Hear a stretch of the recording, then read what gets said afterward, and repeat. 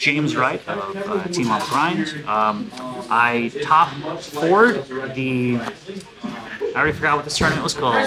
God. Ultimate Time Wizard OT Swap Frog Tournament? Yeah, that tournament, yeah, we topped it. With X-Sabers. A lot of people, including people on the stream, have asked me for the list, so I figured I'd post it. It's pretty, like, almost, I think, basically the same list as I've played in the past, but we're going to post it anyway. So we're going to start this off playing 3 Fall Troll. Card's insane. People say you should play 2 of this card, and they're wrong. You should just always play 3 of this card. It's just the reason to play the deck. We're playing 3 Emmer's Blade, because it's just a giant red of the archetype. It's a reasonable card. It's a name. It's a non-tuner. Also, the fact it's 1300 attack comes up way more than you think. And just like weird matchups where like you're playing against Stall and they, you know, play a messenger piece or something, and it's good enough sometimes. Same thing with X-Saber Full Home Knight. This card was insane all day. I played against Vayu Turbo roughly 4 of my 7 rounds. This card just eats up Raikos for dinner. So I won literally every time I played against Vayu Turbo. This deck like is insane against Vayu. We're playing 3 Emmer's Blade, or I'm sorry, Airbellum. I'm braining. Because it's good, 1600 beater. It's also just, you know, the reason to play Cat. It's just 2 X-Sabers to summon off Cat. It's pretty good. Same thing with Monk, it's just Cat. Sangan, oh weird, it's another copy of Monk and Cat. 1 Raiko, because it's a Cat target. Also, it's a Sangan target for times when you need an out to an oppression or something. Morphing Jar, because it's insane. Card is like, I don't know, won me so many games that I just shouldn't have won. 1 Ragigura, because it's for the hand loop. You don't do it very often, but when it does come up, you do it. 1 Giant Rat, because it's just another copy of Cat. It's a recruiter that's good enough, and it's like, you know, the 19th monster in the deck. 3 Book of Moon, because it's great with Full Home Knight. It, you know, attacks, or lets you attack into basically anything in the format, and get an X-Saber and, you know, get 2 guys and then, you know, wombo combo your opponents. 2 Pot of Avarice, because it's really good to shuffle back Cat, and if you're me, every time you shuffle it back, you draw it. Back-to-back Cat terms. 2 Gold Sark, because it's not only a Cat, it's a delayed Cat, it's also a delayed Heavy or delayed Cold Wave or a delayed Fault Troll, whatever you really need it to be. You can also get an Avarice if you already have everything already, which I've done before. So. 1 Mind, 1 Brain, because they're really good. Also, they make opening Arabellum not bad, because you can, you know, take your opponent's dude, or then normal summon, attack, rip a card, and then sink. 1 Trunade, because it's Trunade and it's busted. Same thing with Heavy, same thing with Cold Wave. They're just the spell and trap card hate. Oh, and Honorary mentioned at MST. Then 1 for 1 for the Ragigura, because it lets you hand loop.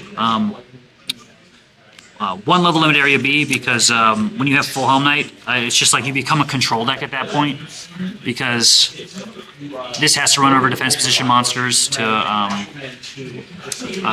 get its effect, and this will just turn basically everything in the format. I almost always side it out against Diva Hero, though, because they weirdly have a lot of level 3 and lower monsters that just are bigger, like Gilman is 1700 for some reason.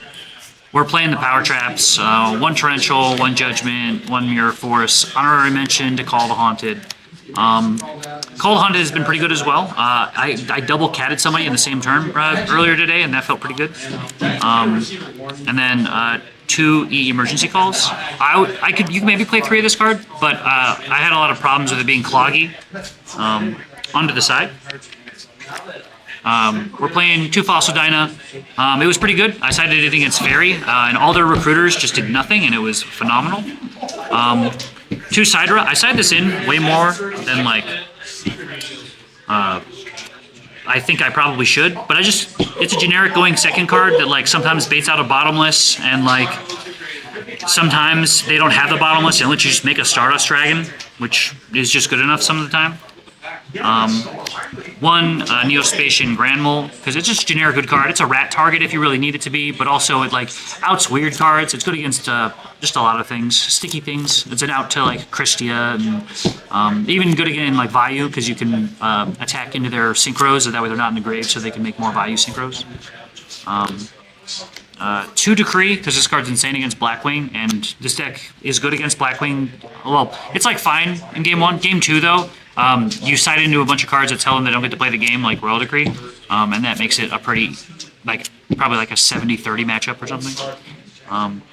2 Prohib, this card's insane. It's in like Blackwing, you can side into it and name like Kalut, and like there's gonna be like end boards where you have like Royal Decree, Stardust Dragon, Prohibition, and naming Kalut, and then they just don't have an out to that. 3, Pulling the Rug. It's good against Diva Hero, Frog Monarch, you know, the generic decks. And Frog Monarch is actually this deck's worst matchup. And yeah, I just need to play 3 of this card. 3 Imperial Iron Wall for bottomless decks. So it's also obviously good against Vayu and all those kinds of decks, but this deck already has a pretty good Vayu matchup anyway. But I mean, you sided against them anyway because they're playing bottomless and Deep Prison and stuff.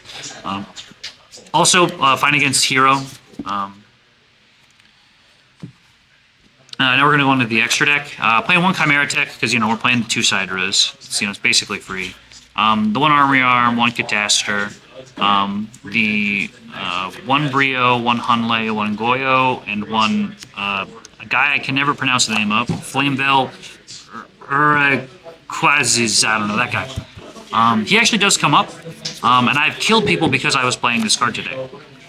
Somebody had set a Raikou, and I attacked into it for exact lethal, and that was Chef's Kiss Premium. For the 7s, we're playing Urbellum and Black Rose. I'm sorry, and Arcanite. And then this is, you know, you can summon this with Monk. It's pretty good. This is just an X-Saber name that's a 7, so it lets you do combo wombo stuff.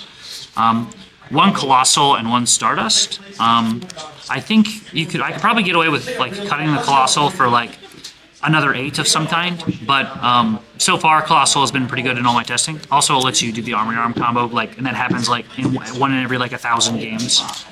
Of the 9s we're playing 2 Gotems and 1 Mistworm. Yeah, that is the deck.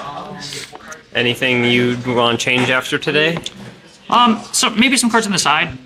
So I was thinking about siding, taking out 1 Pulling the Rug, and possibly the Grand Mole, for either Starlight Road or I can't remember the name of that card. Dark Bribe. I don't know if they're necessarily... Starlight Road is probably more likely to be played if I do play any of them, but there's just been a few times now where I lost because I didn't have any protection. Or maybe not enough protection, but other than that, I think the list is pretty solid.